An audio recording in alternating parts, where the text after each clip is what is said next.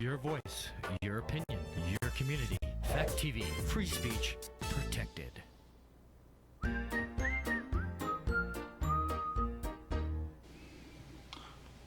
Had you heard of Salvage before we watched it? Nope. How did you learn about it? I got it as a birthday gift from my awesome daughter-in-law. You mean my wife? That too. All this and more on Gory Story Time. Warning. Gory Story Time is a horror movie review show by a son and his dad who thought that letting his 5-year-old watch scary movies was acceptable. If you are offended by horror or talk about blood and gore by a child, or if you don't want horror movies from the 60s through today spoiled, then there is a remote stuck in your couch cushion next to potato chip crumbs.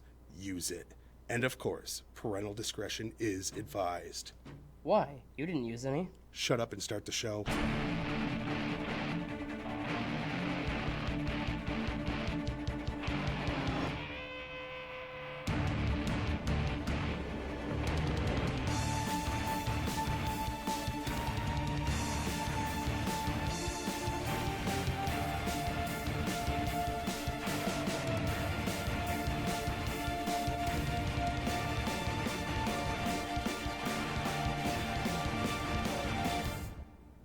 Welcome to Gory Story Time. I'm your host, Jason. I'm his host and father, his co-host and father, Craig. Why'd you say Jason? Because I had to remember my name. You threw me off. You had to remember your name. That's the next show. Don't worry about it. No. So this week, we're reviewing a movie that until I received it as a gift, we had never heard of. For my birthday, his wife has a hard time figuring out what to get me because she knows I have most of the horror movies that You'd be interested in having. like, and if I don't, I try to get them. So she didn't want to get something that either I had already bought or was ordering or whatever. Or didn't have interest in because there are some movies you don't own because you don't like them. So she picked something completely random, horror genre, and I have to say, like, she did a good job because she made sure it was something I had never heard of. Yeah, reminder, the last time this happened, it was Devour. Which, if you go back and watch that, we did not care for. So, But at least it gave us fodder for the fun. show. Right. Right, and we could bring it up again now. But anyway, here's the basic premise. There's a girl named Claire. She gets murdered and then wakes up at work and keeps living that day over and over, but not like Happy Death Day did a couple years after this, Right, and or not like Groundhog Day. She has, after different leaving day? work, most of her day is different each time. Just about. Like, the only thing that seems to be consistent is that she wakes up at work. Yeah. Not that she should be sleeping at work, Well, I get it. but, well, to anyone at Shaw's watching, he didn't say that. It was a joke. Anyway, so yeah, that's the basic premise. There's a twist that we don't want to spoil because you guys need to see this movie. But why don't we throw up We'll the discuss trailer? that later. So, yeah, well, I'm not going to let him. I'll hit him. But the trailer. Yeah, that. I'm seeing stuff, Jimmy. Like what? Like people killing me.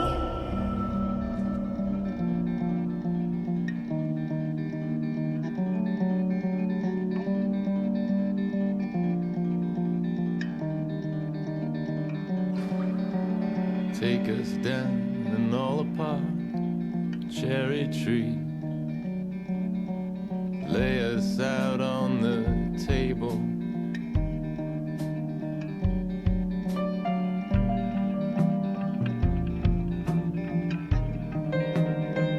You're sharp, all right.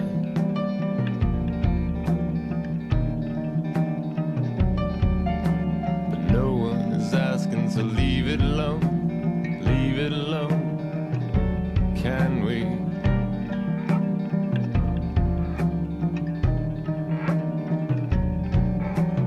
No one is asking, so leave it alone. Leave it alone. Can we?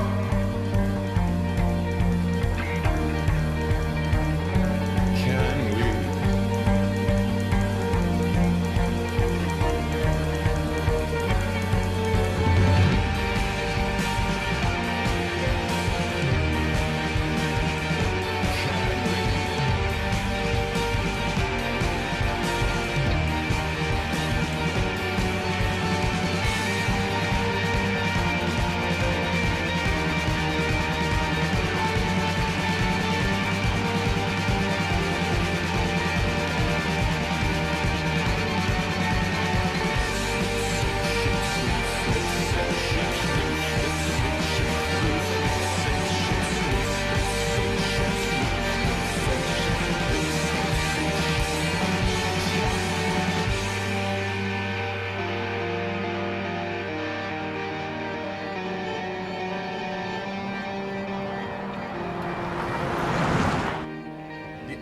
thing that's real in this whole world is what you feel when I cut your head off. Yeah. All right. So now you kind of know what's going on if our explanation didn't do it. I mean, that didn't quite. No, it Give told you nothing at all. Yeah. But that's not necessarily bad because we went into it without. Hello. What? I forgot that I'm on a TV show and I am performing. If you didn't hear him, you're lucky because I have to. Ha. Anyway. Okay. So, now before we get into. The meat and beef of the show. No, we don't say that Before part we get yet. in that. Anyway, we have to explain why we're actually here. And why we're actually here is to make big stacks of money. Believe that? Then I have a bridge to sell you. Anyway. Okay. I got some oceanfront property in Arizona for sale. Yeah. And a girlfriend from Canada that no one's ever seen or met. No. I have no. Canada? Yeah. Anyway. Dork. This is how we make our money. We sell ourselves to real businesses that actually pay us to promote their real products you can actually Buy in actual places that actually exist. And if you wonder what this is, it's part of the game. yeah. This week, Gory Story Time is brought to you by the new book, How to Film on a Small Budget. We teach you the best tricks to making the most out of each dollar. From using family members' homes to hiring local theater actors, we will help you plan the least expensive movie possible. How to Film on a Small Budget also gives you the steps to take if you want to submit your masterpiece to film festivals like Sundance or, more likely, smaller ones you've never heard of. How to Film on a Small Budget, because big dreams shouldn't cost a fortune. That's a good one. And by The Anti-Criterion Collection, a set of dozens of movies that were made with no budget, no stars, and somehow work great. Sign up and receive 2 of these unknown films each month for only $9.99 per shipment. If you always find it hard to pick a gift, for the movie fan in your life, the Anti-Criterion Collection is for you. We'd love to list the films available here, but have you been listening? You wouldn't know what the hell they are. The Anti-Criterion Collection, bringing the best of the unknown. Bringing the best of the unknown. These are good slogans this week. yeah. All right. And not one salvage yard. Too obvious. I mean, they didn't reach out to us. These aren't written bits. No. Just because no one can find these things anywhere. Shh. That's how good we are. They go so big, they never need us Before we again. get into the behind-the-scenes information, is there anything else you want to say about the movie? Let me guess. Watch it. Mm-hmm. How'd I know? Yeah. It is online in one spot. Yeah, but, like, if you can find a way to, like... Watch this. Yeah, watch it. Because regardless of if I spoil something or not, there's a lot to be said about this. Yes. And don't have it spoiled for yourself. True. And I'm seriously going to hit him if he tries to spoil it. I've already discussed that when the trailer was playing. I said, don't you dare. Don't do that to people. It's not right. It's not fair, is what you mean. Well, all right. Now let's get to the, as he likes to call it, meat and beef of the show. Or as I like to call it, the meat and beef of the show. You want to go first or you want me to? I'll go first. All right. Claire wakes up 6 times total to relive the same day. Claire gets out of the tub and her hair is wet in one scene, goes to the basement, and depending on the shot, her hair is dry or wet. Yep. After one dream sequence, Claire runs out of the convenience store, taking nothing with her. In the parking lot, she removes her blue smock, revealing her in a green tank top. Then, in the next thing, we see she's walking down the road wearing a denim jacket, and the blue smock is nowhere to be found. Jimmy's truck is supposed to be a manual shift, as in they... Stick shift. Yes. Yeah. Well, I was going to say, as in the scenes where she pushes it and he has to pop the clutch. But then the shots inside show that it's an automatic with the stick on the column. Yeah. Huh. Yeah. Okay. When Jimmy is supposed to pick up Claire and Duke... When Jimmy is supposed to pick up Claire and Duke arrives instead, he tells her that he works with her boyfriend and that they had installed a new starter.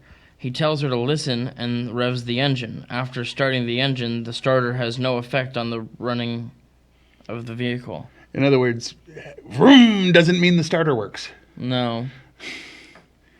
No, it doesn't. The DVD of this movie was actually shown at a video store scene in the movie Yes Man, starring Which Jim I gotta Carrey. see.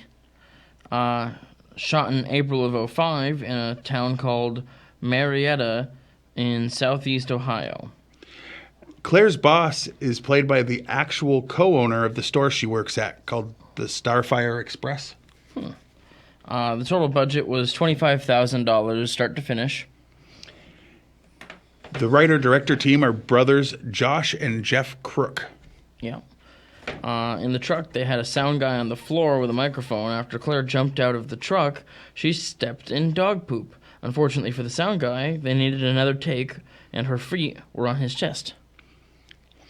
Chris Ferry, who plays the killer Duke, was given instructions to make things creepier in scenes. For example, when he drives Claire home and he does this. Oh, yeah. He did See how creepy that looked? He did do that. Your turn. Yeah. The Crook brothers didn't want to show much gore. They wanted the movie to be more about suspense like Japanese horror and the Twilight Zone. They knew they would need some for a couple of scenes, but didn't want it to be a slasher movie. Cody Darby, who plays Claire's boyfriend Jimmy, was hired because the Crook brothers saw him in a friend of theirs movie and thought he was hilarious in that, and thought he might bring a little levity to this one. Okay. 6 out of the 7 songs were by this band called Devola. The Crook brothers were fans and reached out to the band, who had members from Marietta where they filmed. Wow. The mother was played by Maureen Olander, an actress from the area. According to the Crook brothers, when they told her to start acting creepy, she was really gung-ho about it. Like, it excited her to be like a creepy character. Yeah. Jeff Crook played a police deputy in the movie. Salvage was an official selection at Sundance and called a bad acid trip in hell by Trevor Groth of Sundance, and MTV called it a brutal armrest-grabbing flick. Yeah. The last scene shot with dialogue was Claire getting a ride to work from her mother. In the scene at the police station, there's a wanted poster for Osama bin Laden. The Crook brothers are from New York and said they put it there because they hated him. Yeah. And it was 2005. He was still alive. So, I get that. Yeah. Now, as he likes to usually bring up, Rotten Tomatoes is a thing. It is, and they exist. And basically, the short version, they compile they're an aggregate for all the critics, and they just boil everything down into positive or negative reviews. The number they give is the percent. That's positive. And then they also let the people come in and vote, and then they give the numbers positive or negative for them too. Yes. And this movie has, from the critics, a whopping 38%. And the people, who are usually smarter than the critics anyway, have it at 45%, which is smarter, just not enough. Not enough smarter. Yeah. All right. Now, we really enjoyed this movie, so we're going to go with our least favorite things first. Okay. You want to go first, or do you want me to? You can go first. All right. My least favorite part is just the general look. Like, you can tell it was done on a shoestring budget. But that being said, we film on a shoestring budget. By that, I mean it costs us nothing to do the show. And it's actually, this comes out looking better because there's like HD cameras. And this thing looked like it was filmed on a VHS cassette camcorder. Camcorder, yeah. Yeah. Okay. But if you can get past that, I would suggest you do. Highly suggest. Your least favorite. Yeah. Oh, I just had it too. So, probably the fact that I was able to guess the first twist. There are two twists. One kind of mediocre, and it's seen like from the beginning. And we're not going to give you that either. But what I will say is, he did say about 20 minutes in, he's like, "It's going to be this." And then when that happened, that was going to be my least favorite thing, because I was like, ugh, if you can guess it ahead of time that far in, it's not great. But that leads to my favorite and your favorite. Yes, so we'll just join in together. We will indeed. The second twist. There is two. That's all I'm going to say is there is a second twist, and it takes every complaint we had about this and made it make sense. and made it okay. Like the list of like Most movies where people relive continuity this errors aren't anymore. Right. Most movies that are someone reliving the same day, whether it's Happy Death Day or the Groundhog Day, legitimately they go out of their way to make sure the same things happen over and over. That's why the people realize they're in a loop. This didn't do that, and we were complaining. I was complaining a lot. I was like, look, like it doesn't make sense that the killer comes up at this part at the beginning, but he's comes up here but then at this part and nowhere near that the next day. And it's like in one day it seems like she makes it almost all the way through before anything happens at all. There's a couple days where it's like she's just alive for a couple days. It seems like. And it's like, okay, what is going on? Well, the second twist, the thing that we're saying is our favorite, makes all of that actually make sense. So, if you can get over watching something that looks like it was filmed very inexpensively, because $25,000 for an entire film is cheap. They didn't have a lot of special effects budget. It's like when some actors cost more than that to be in a movie. Oh, yeah. The special effects alone. Right. It's like... So if you can get past the look and just remember, we promise you that the second twist, the first twist, you might guess, you might not, he did. The second twist actually undid every complaint I had leading up to the twist being revealed. I had like 5 or 6 things that I was like, well, what the hell? And then the twist happened and I went, oh, well, now it's great. Like, yeah. So, on a scale of 1 to 10, and we should tell them how we discussed this the other day. Now, the other day, I said, honestly, I would have gave it a 4 because of the easy-to-guess twist. Like, if it had just ended after the first obvious twist that made sense, then it would have probably been a solid 4. Which isn't great, but... You tack on that last 10 minutes... Yeah, you tack on the ending where something bigger is revealed, and it went, I'm going to give it an 8. 8.5. 8.5? You know, 8.5 sounds good. We'll just meet at 8.5. That's good. And that shows how big a difference sometimes having a good twist can be. Yeah. So to the Crook brothers who wrote and directed this, awesome. Absolutely awesome. The twist really had us. We loved it. Yeah. Send this... review to the Crook brothers, please. Yeah, because we have their contact info. No. If I had IMDb Pro, they said I could Come on, get it, but Internet. I don't. Do your thing, Internet. All right. Well, that seems like everything then, right? Yeah. Because we rated it. And so now we do the stuff that pops up over on the side. Yes, you can watch the show on Fact TV channel 1082, Thursdays at 8:30 p.m. and Fridays at 7 p.m.